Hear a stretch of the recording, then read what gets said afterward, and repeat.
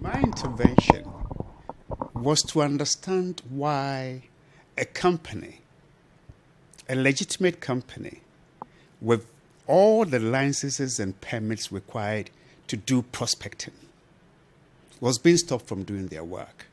And that's what lawyers we do.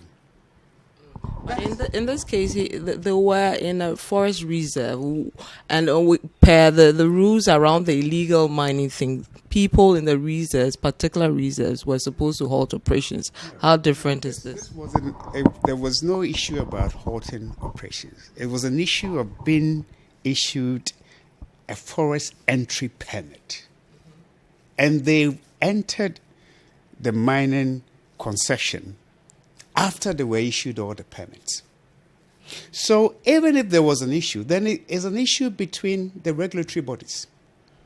Okay? I mean, I wasn't even, if you like, it's not my brief, as it were, but it's because their job was being frustrated.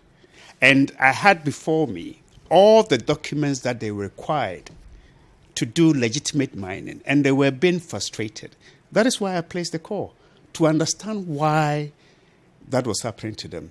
I'm very disappointed in the minister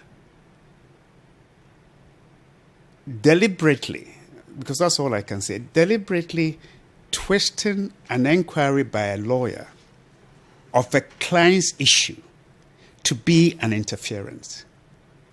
And the thing is, this is a phone call that lasted maybe 3-4 minutes.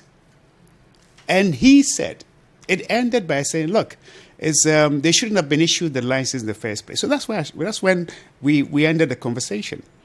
So I went back to ask the question. I said, no, it was the Forestry Commission that issued us this license. And for me, that was the end of the matter for me, in terms of my dealings with this matter. My lawyer took it up, and it was resolved.